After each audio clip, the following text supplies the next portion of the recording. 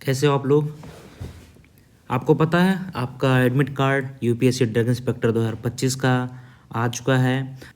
आपका एग्ज़ाम जो है वो 2 नवंबर 2025 को है। सुबह 9:30 से लेकर 11:30 AM तक का आपको एग्ज़ाम देना है। आपके एंट्री जो इन्होंने दिया हुआ है वो 9 बजे गेट क्लोज हो जाएगा, 8 बजे का आपको वहाँ पे पहुँचना है। इन्होंने बताया कि कम से कम आप 1.5 घंटा पहले वहाँ पे, 1 घंटा पहले आप पहुँचो वहाँ पे, ठीक है। तो एडमिट कार्ड आप जाके डाउनलोड कर सकते हो।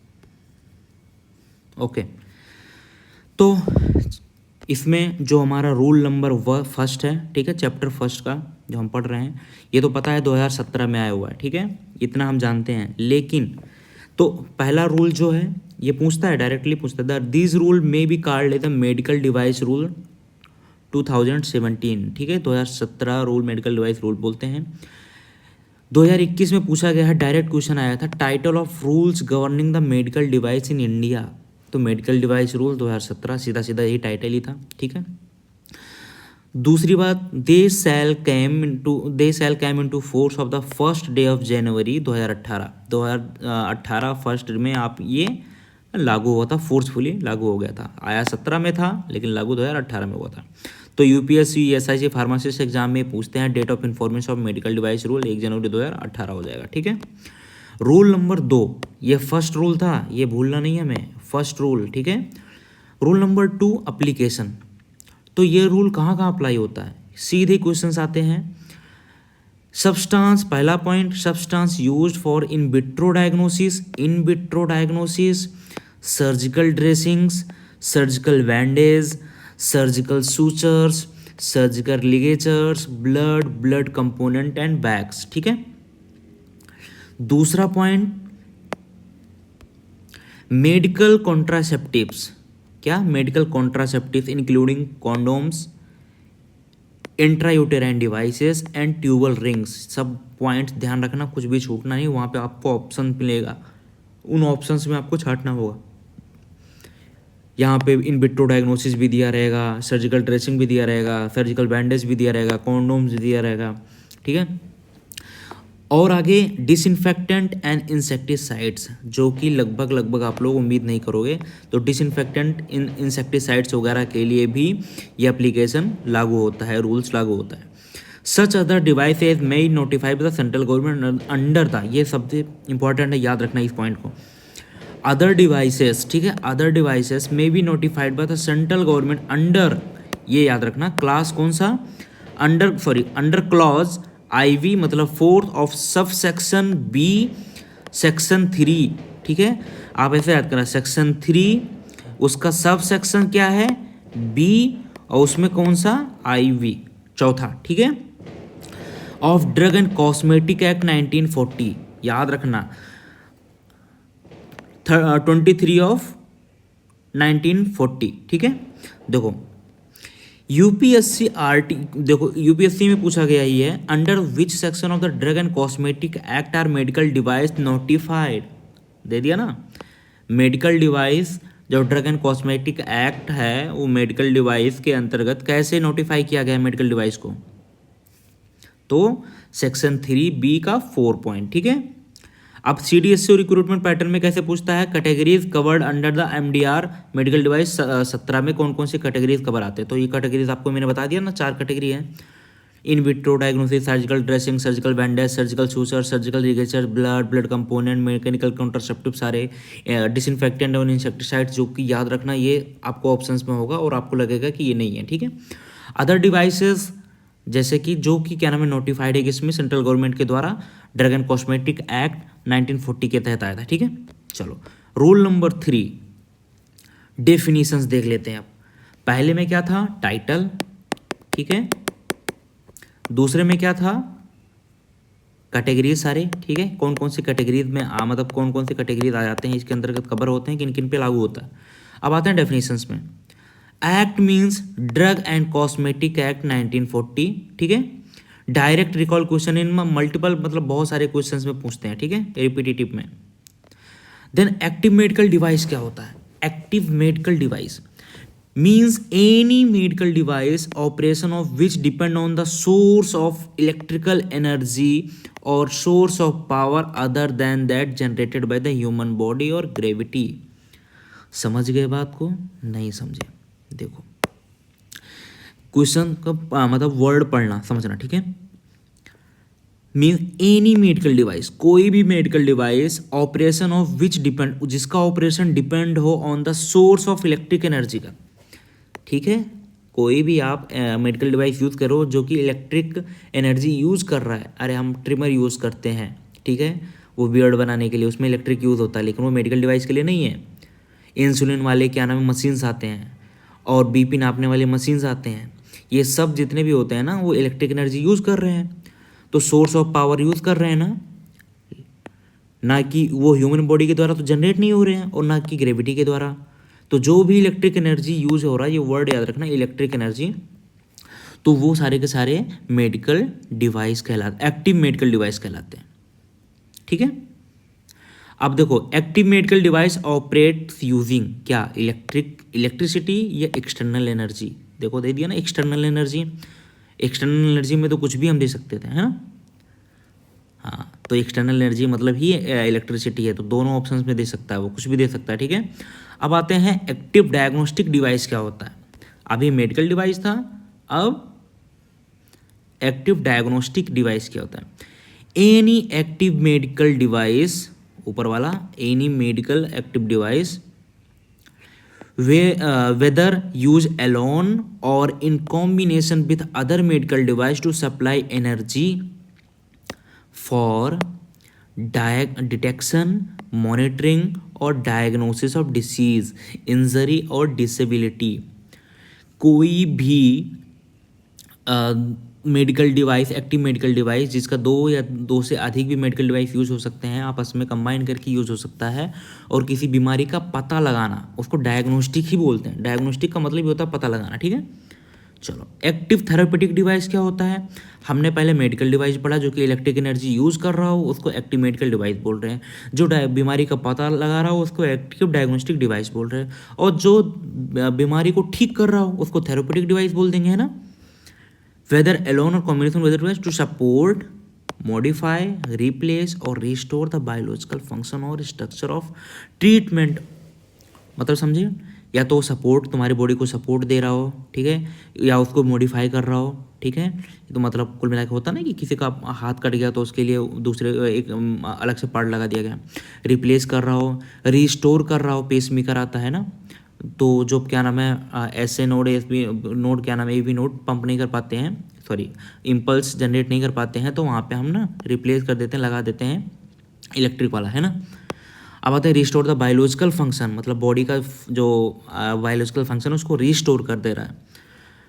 या alleviation of the disease, injury और डिसेबिलिटी। एलिविएशन का मतलब होता है कि डिसीज को ख़त्म करना, उसको निकालना, ठीक है, पूरी तरीके से बहिष्कार करना।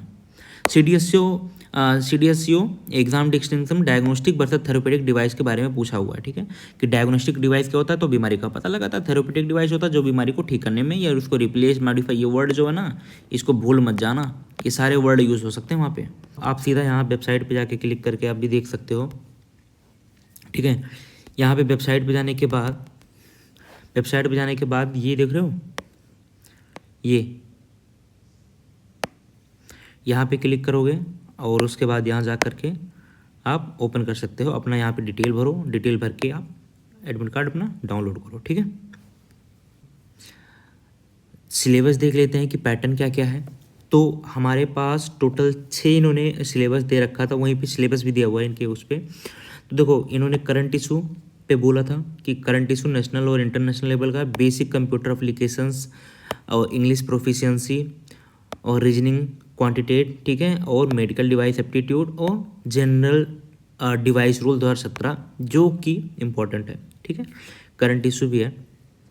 मेजर जो क्वेश्चंस आपको मिलेंगे वो जनरल मतलब मेडिकल डिवाइस का, तो आपको पता है कि हमारा ड्रग इंस्पेक्टर का पोस्ट मेडिकल डिवाइस का है, तो इसी वजह से यहाँ पे आपको मेडिकल डिवाइस के ज़्यादा क्वेश्चंस देखने को मिल सकते हैं, ठीक है। आगे ये मैंने क्या नाम है उसमें से कुछ टॉपिक्स जो पूछे जा सकते हैं करंट इशू में, जैसे environmental issue, social issue, industrial development का, रिसेंट गवर्नमेंट स्कीम्स, ऐसे ऐसे करके सब कुछ डिवाइड कर रखा है, आप देख सकते हो, ठीक है।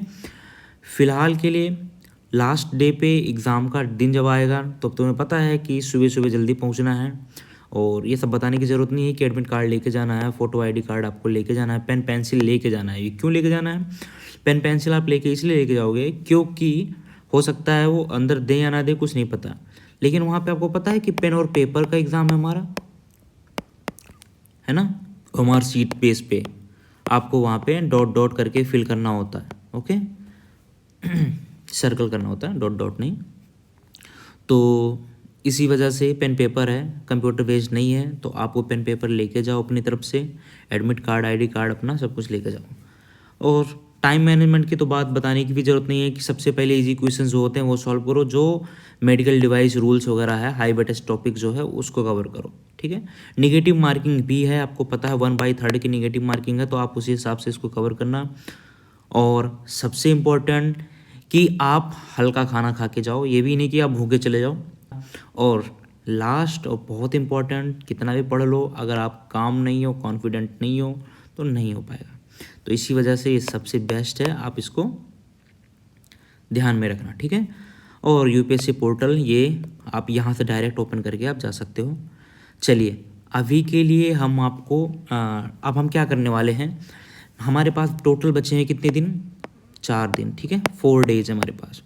मैं क्या करूँगा, जितना मैं खुद पढ़ूँगा, ठीक है, मैं आप सबको वो जो मेडिकल डिवाइस रूल 2017 का जो एक्चुअल पीडीएफ है, ठीक है, उस पीडीएफ से मैंने इंपॉर्टेंट पॉइंट्स निकाल रखे हैं, उन इम्पॉर्टेंट पॉइंट को मैं कवर करूँगा। चलो बिना टाइम वेस्ट किए हम स्टार्ट करते हैं। मेडिकल डिवाइस रूल 2017 चैप्टर 1, ठीक है। अब आते हैं ऑथराइज्ड एजेंट क्या होते हैं। तो एक इंडिया में कोई एक ऐसा पर्सन होगा, ठीक है, इंडिया में कोई एक पर्सन होगा जो मैन्युफैक्चरर के द्वारा मतलब ऑथराइज्ड होगा, मतलब जो बाहर है। जैसे मान लेता हूँ कि मैं ही एक बंदा हूँ इंडिया में जो रह रहा हूँ, ठीक है, मैं बाहर से एक कोई बंदा है जो मतलब मैन्युफैक्चरर है जो आउटसाइड इंडिया रह रहा है, वो मेरे को अप्रूवल देगा, ठीक है, कि मैं ही हूँ जो वहाँ से दवाई मतलब क्या नाम है मेडिकल डिवाइस मंगा सकता हूँ, ठीक है, मैं इम्पोर्टर हूँ एक प्रकार से, ठीक है। तो और वो CLA मतलब सेंट्रल लाइसेंसिंग अथॉरिटी के द्वारा अप्रूवल मिला हुआ होगा, ठीक है, वहाँ से क्या, to undertake import of medical device on behalf of the manufacturer. Manufacturer जो कर रहा है उसके बिहाफ पे मैं यहाँ पे इम्पोर्ट कर सकता हूँ, CLA के द्वारा मुझे को अप्रूवल है। तो यहाँ पे देखो पूछा हुआ है 2019 में ही पूछा हुआ है, who approves the authorise agent for import. Authorise agent पहले तो समझो ये क्या होते हैं। तो ऑथोराइज एजेंट ये वो ऐसा बंदा होता है ना, बिचौलिए कह सकते हो तुम, ये एक ऐसा बंदा है जिसको एक प्रकार से इम्पोर्टर की तरह का देखा जाता है इसको, वो बाहर के मैन्युफैक्चरर को हेल्प करता है मतलब अपने देश में उसको सेल करने के लिए, पहुँचाने के लिए, ठीक है। CLA के द्वारा अप्रूवल होता है, ये वर्ड याद रखना, ठीक है, ये CLA सेंट्रल लाइसेंसिंग अथॉरिटी, ठीक है। सेंट्रल लाइसेंसिंग अथॉरिटी क्या होता है, तो drug controller general of India DCGI जिसको बोलते हैं शॉर्ट फॉर्म में, ठीक है, DCGI appointed by central government. DCGI को सेंट्रल गवर्नमेंट ने अपॉइंट किया under the drug and cosmetic act 1945, sorry act नहीं, रूल्स, सॉरी रूल्स, ठीक है। एक्ट की बात करता हूँ, DNC एक्ट की बात करता हूँ, तो वो आता है 1940, और जब रूल्स की बात करोगे तो 1945 में, ठीक है। तो देखो यहाँ पे क्वेश्चन यही पूछता है कि who act as central licensing authority, CLA कौन सेंट्रल लाइसेंसिंग अथॉरिटी की तरह एक्ट करता है अंडर द MDR 2017 में, ठीक है। तो कौन करेगा, DCGI करेगा, ठीक है, ओके। CLA कौन है, drug controller general of India, याद रखना, drug controller general of India जो है वो CLA ही कहलाता है एक प्रकार से देखा जाए, ठीक है। अब देखो हमने कहा सेंट्रल लेवल का, अब आते हैं स्टेट लेवल पे, तो SLA हो जाता है, ठीक है, स्टेट लाइसेंसिंग अथॉरिटी। तो स्टेट ड्रग कंट्रोलर के द्वारा, यहाँ पे आया था ना drug controller general of India था, यहाँ पे state drug controller appointed by the state government under the drug and cosmetic rules 1945। Rules वही हैं, ड्रग एंड कॉस्मेटिक एक्ट और रूल्स के तहत ही आ रहे हैं ये, ठीक है। और DCGI, अगर CLA की बात करते हैं तो DCGI, और अगर SLA की बात करते हैं तो स्टेट ड्रग कंट्रोलर, ठीक है। क्लिनिकल इन्वेस्टिगेशन किसको बोलते हैं, clinical investigation means systematic study of medical device. Systematic study of medical device in or on human subject to access the safety and performance of such device. मतलब समझे, एक systemic study करते हैं उस device का जो हमने इंपोर्ट किया हुआ है ह्यूमन बॉडी पर, ह्यूमन सब्जेक्ट पर, चाहे उसके अंदर या उसके ऊपर, ठीक है। अब आते हैं कन्फर्मेटरी असेसमेंट क्या होता है। कन्फॉर्मिटी असेसमेंट क्या होता है? Means systemic and documented process of ensuring that a medical device confirm the essential principle of safety performance as specified these rules. Conformity assessment का मतलब ही होता है कि कन्फर्म करना, एंश्योर करना, ठीक है, कि डिवाइस सेफ्टी और परफॉर्मेंस के बेस पे सही तरीके से काम कर रही है। एसेंशियल प्रिंसिपल, जिस प्रिंसिपल पे बेस है वो सेफ्टी और परफॉर्मेंस वो काम कर रही है या नहीं कर रही है, ठीक है। उसका डॉक्यूमेंट प्रोसेस होता है प्रकार से एंश्योर करना। चलो आते हैं 10वें पॉइंट पे। कस्टम मेड डिवाइस क्या होता है? Means a medical device specifically made in the accordance with the written prescription of duly qualified medical practitioner intended for sole use of a particular patient. अब देखो, ये मुझे लगता है कि ऐसे क्वेश्चन ज़्यादा पूछे जाते हैं और पूछे ही जाएंगे। कस्टम मेड डिवाइस क्या होता है? कस्टम वर्ड का आप समझ सकते हो कि मॉडिफाइड, मतलब उस कस्टमर के हिसाब से समझ लो। कस्टम मतलब कस्टमर के हिसाब से बनाया गया हुआ। यहाँ पे कस्टम का मतलब होगा कि कस्टमाइज किया गया, ठीक है, कस्टमर के हिसाब से कस्टमाइज किया गया।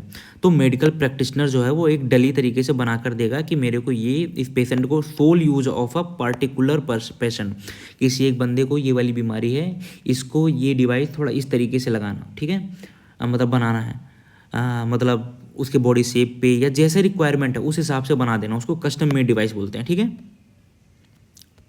ये सीधा सीधा क्वेश्चन पूछता है CDSO में 2018 में पूछा हुआ, कस्टम मेड डिवाइस मीन्स क्या होता है। हाँ जी, तो अभी आते हैं हम 11 पॉइंट पे, जिसको बोलते हैं नोटिफाइड बॉडी।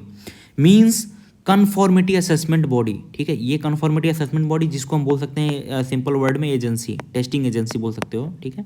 ये एक प्रकार से एजेंसी की तरह, NB जो है एजेंसी की तरह काम करती है, वो उसकी टेस्टिंग करती है, जो कि NAB के द्वारा बनाया जाता है। किसके द्वारा बनाया जाता है? NAB के द्वारा। ये NAB है ना, NAB के द्वारा इसको बनाया जाता है, ये NB को लागू किया जाता है।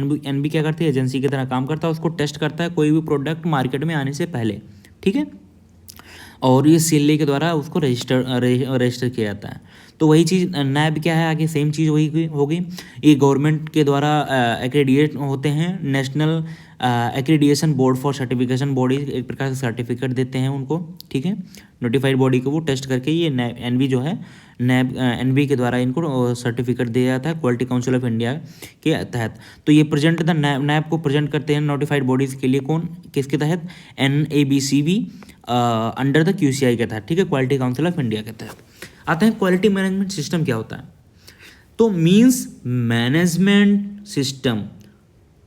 Management system to direct and control, ये वर्ड याद रखें, direct and control an organization with regard to quality, क्योंकि वर्ड ही है क्वालिटी को मैनेज करना, ठीक है। Specified in the 5th schedule, बहुत ज़रूरी। कौन से शेड्यूल में है? 5th शेड्यूल में, क्वालिटी मैनेजमेंट सिस्टम। तो क्वालिटी मैनेजमेंट सिस्टम जो है वो क्वालिटी को चेक करती है कि 5th शेड्यूल में दिया गया जो क्वालिटी लेवल है वो मीट कर रहा है या नहीं कर रहा है। क्वेश्चन पूछा हुआ है, QMAS requirement are given in which schedule. QMAS कौन से शेड्यूल में दिया गया है? तो 5वें शेड्यूल में दिया गया है, ठीक है, 5th में दिया गया है, ओके। आते हैं रिकॉल, बहुत बढ़िया ना, BGMI वगैरह खेलते हो ना तो रिकॉल आता है ना, रिकॉल मी, हाँ वही रिकॉल है।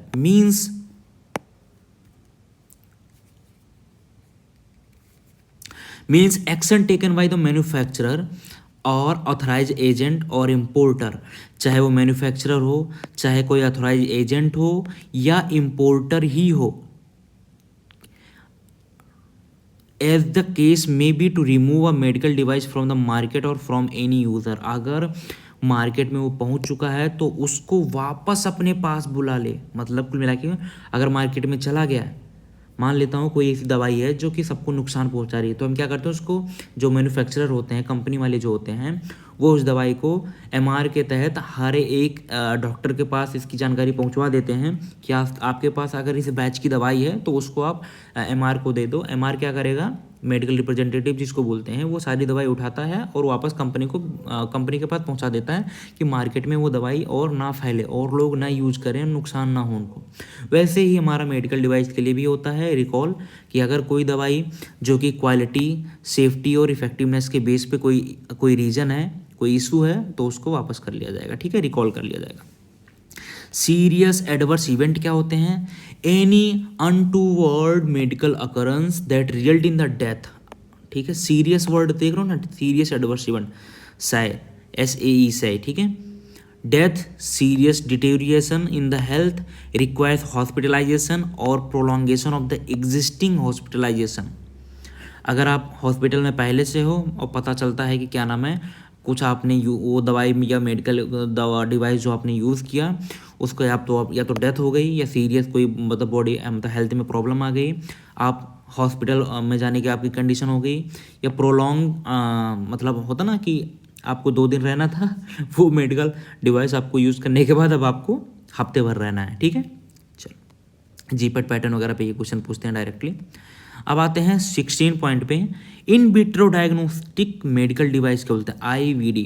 तो इन विट्रो वर्ड पहले समझो क्या होता है, और डायग्नोस्टिक आपका मतलब जानते ही क्या होता है, और मेडिकल डिवाइस का भी मतलब तोड़ लो इनको।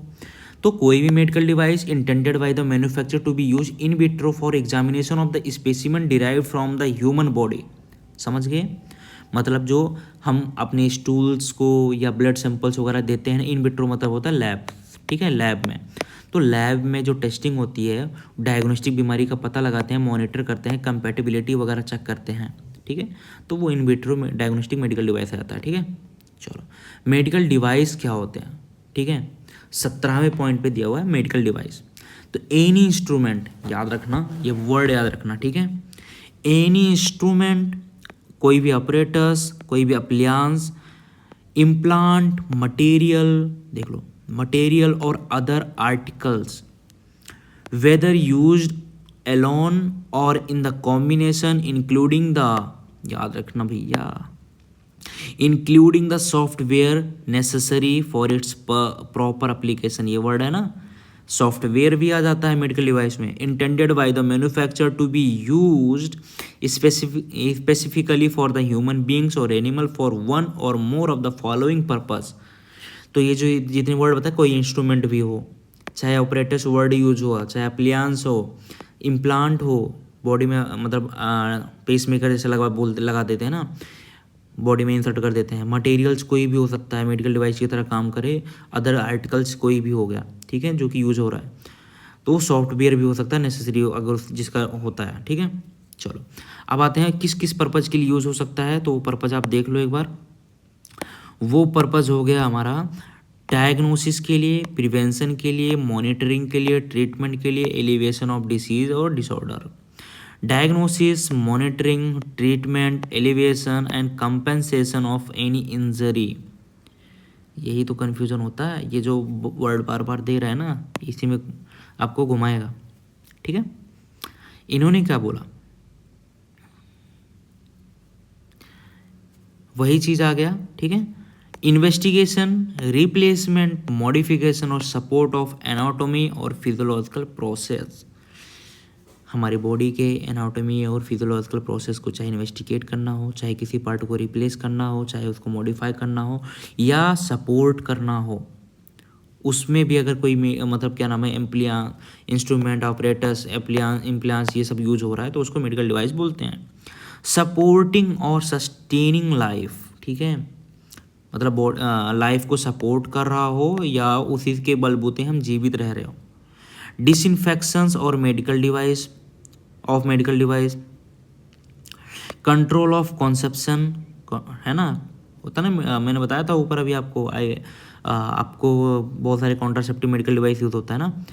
And which does not achieve its primary intended action bye pharmacological, immunological or metabolic means. मतलब समझे, एक या एक से अधिक पर्पज के लिए यूज हो सकता है and which does not achieve its primary intended action by the pharmacological, immunological or metabolic means but which may be assisted in the intended function by such means. देखो ये वर्ड जो अब ये है ना आपका, ये फार्माकोलॉजिकल तरीके से तो काम नहीं करता। पहली बात तो इम्यूनो आपकी इम्यूनिटी को बढ़ाता नहीं है, कोई डिवाइस आपकी इम्यूनिटी थोड़ी ना बढ़ाएगी। मेटाबॉलिक मीन्स ऐसा तो है नहीं कि आपकी मेटाबॉलिक मतलब बॉडी की जो मेटाबॉलिज्म है वो उसको बढ़ा देगा बॉडी को, तो मतलब पार्ट को तोड़ने के लिए नहीं, ये केवल सपोर्ट करता है।